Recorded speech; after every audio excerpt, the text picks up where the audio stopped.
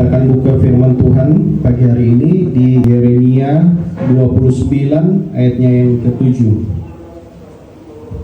1, 2, 3. Usahakanlah kesejahteraan kota kemana kamu aku buang, dan berdoalah untuk kota itu kepada Tuhan, sebab kesejahteraannya adalah kesejahteraanmu.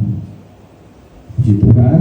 Tema firman Tuhan pagi hari ini yaitu bangsa dipulihkan, kota diberkati.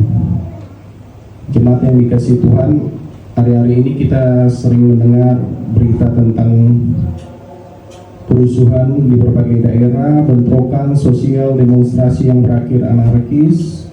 Dalam 1 minggu ini, konflik antar kelompok, bahkan perpecahan politik yang memanas. Situasi ini membuat banyak orang merasa takut, gelisah, dan kehilangan pengharapan. Saya juga terakhir tadi ada sempat komunikasi dengan saudara-saudara di Jakarta.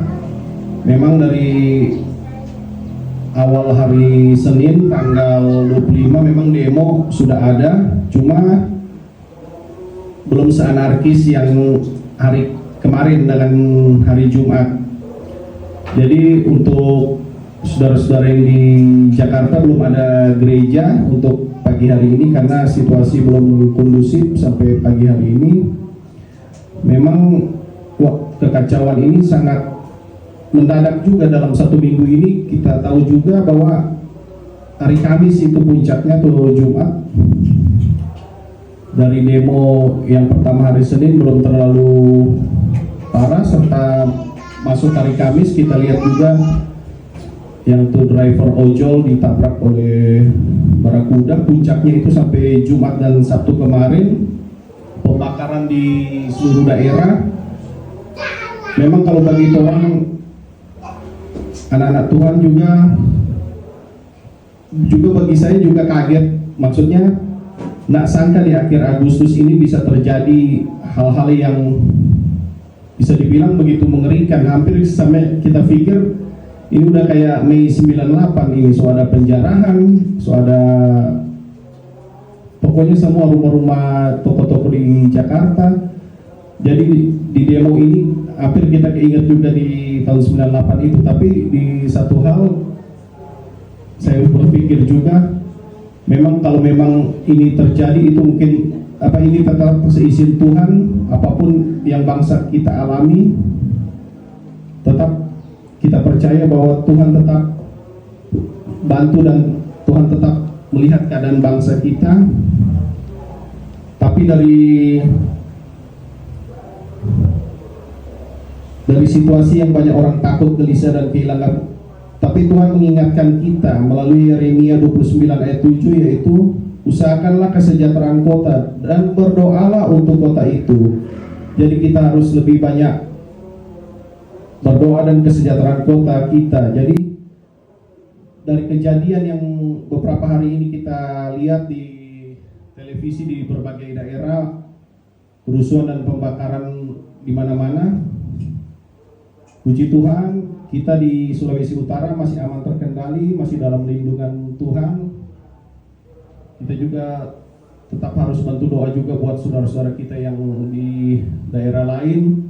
Tapi kita yakin percaya hal ini yang terjadi, kerusuhan di mana-mana ini atas izin Tuhan juga. Mungkin kita harus lebih dekat lagi dengan Tuhan atas apa yang terjadi di bangsa ini, mengingatkan kita untuk kita lebih sadar dan lebih melekat lagi dan sama Tuhan, supaya kita dari pelajaran yang kita lihat akhir-akhir ini bahwa kita harus lebih lagi mendoakan kota kita. Jangan kita kadang-kadang ini yang jaga terlupa orang mendoakan kota kita, karena selalu kan orang pentingkan orang pribadi, keluarga, tapi ada satu hal ini yang penting, yaitu orang mesti doakan kota kita, yaitu terkadang kita lupa ya mendoakan. Jadi usahakanlah kesejahteraan kota dan berdoalah untuk kota itu. Tuhan sedang berkata, kesejahteraan bangsa juga adalah kesejahteraanmu.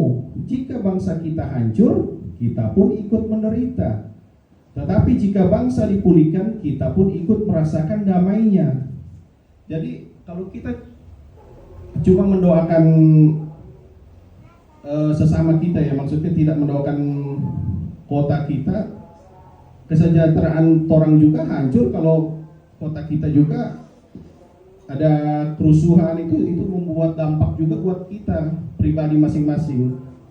Jadi kalau orang berdoa untuk kesejahteraan bangsa juga untuk kesejahteraan orang juga. Jadi jika bangsa kita hancur, kita pun ikut menderita. Tapi kalau jika bangsa dipulihkan, kita pun ikut merasakan damainya.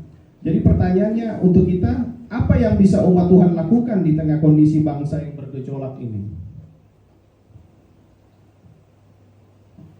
Ada beberapa poin yang akan kita pelajari, yaitu satu, yaitu damai sejahtera, lahir dari kebenaran. Yesaya 32 ayat 17-18, di situ dijelaskan, di mana ada kebenaran, di situ akan tumbuh damai sejahtera, dan akibat kebenaran ialah ketenangan dan ketentraman untuk selama-lamanya. Umatku akan tinggal di tempat damai sejahtera, di tempat-tempat perhentian yang aman, di tempat-tempat kediaman yang tentram. Ayat ini jelas, tanpa kebenaran bangsa tidak akan pernah mengalami damai. Jadi mesti ada kebenaran, baru kita akan lahir damai sejahtera. Banyak kerusuhan di negeri kita terjadi karena tidak ada keadilan dan kejujuran. Orang mementingkan diri sendiri, golongan sendiri, atau kepentingan politik. Tapi firman berkata, di mana ada kebenaran, di situ ada damai sejahtera. Umat Tuhan dipanggil untuk menjadi teladan hidup benar, tidak ikut arus kebencian, tidak menyebar hoaks, tidak hidup dalam ketidakjujuran. Kita adalah garam dan terang yang harus menjaga agar bangsa tidak semakin rusak. Ilustrasinya begini, damai sejahtera itu seperti rumah tangga. Kalau dalam keluarga ada kejujuran dan saling percaya, rumah tangga terasa tentram. Tapi kalau ada kebohongan dan kebencian, rumah tangga menjadi medan perang. Begitu juga dengan bangsa kita. Kalau orang tidak ada kejujuran dan saling percaya, ya ibarat sama di rumah tangga, tidak ada damai sejahtera. Selalu perang terus. Itu yang juga alami dengan bangsa kita. Baru poin yang kedua, merendahkan diri dan berdoa. 2 Tawarik 7 ayat 14a. Lihat. 2 Tawarik 7 ayat 14a. Dan umatku yang atasnya namaku disebut, merendahkan diri, berdoa dan mencari wajahku.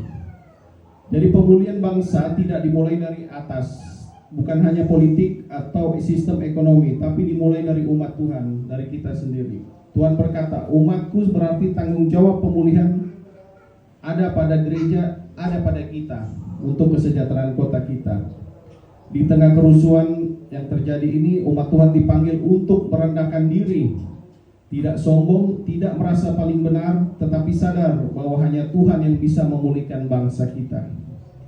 Berdoa dan mencari wajahnya artinya bukan hanya meminta berkat, tetapi sungguh-sungguh mencari kehendak Tuhan bagi bangsa kita. Doa syafaat harus menjadi gaya hidup umat Kristen. Daripada saling menyalahkan, baik kita menyalahkan pemerintah, mari lebih banyak kita berdoa. Daripada ikut terprovokasi, mari kita menjadi pembawa damai. Kita harus percaya doa orang benar besar kuasanya. Yakobus 5 ayat 16. Baru yang ketiga adalah pertobatan, membuka jalan pemulihan, poin ketiga. Poin pertama yaitu damai sejahtera, poin kedua merendahkan diri. Baru poin ketiga yaitu pertobatan, membuka jalan pemulihan. 2 Tawarik 7 ayat 14b. 2 Tawarik 7 ayat 14b. Lalu berbalik dari jalan-jalannya yang jahat, maka aku akan mendengar dari sorga dan mengampuni dosa mereka, serta memulihkan negeri mereka. Doa saja tidak cukup, harus diikuti dengan pertobatan sejati. Banyak kerusuhan terjadi karena dosa manusia, keserakahan, intoleransi, korupsi, ketidakadilan, dan kebencian. Tetapi Tuhan janji, kalau umatnya bertobat, Dia akan mendengar, mengampuni, dan memulihkan bangsa. Pertobatan mulai dari kita, jangan menunggu orang lain berubah. Gereja harus memberi teladan hidup suci dan adil. Jika umat Tuhan bertobat, bangsa ini akan melihat terang Kristus dan perlahan-lahan dipulihkan. Saya akan berikan ilustrasi itu, jika air keruh tidak bisa dibersihkan hanya dengan doa, tetapi harus ada tindakan mengalirkan air jernih. Demikian juga bangsa kita perlu pertobatan nyata agar pemulihan bisa terjadi.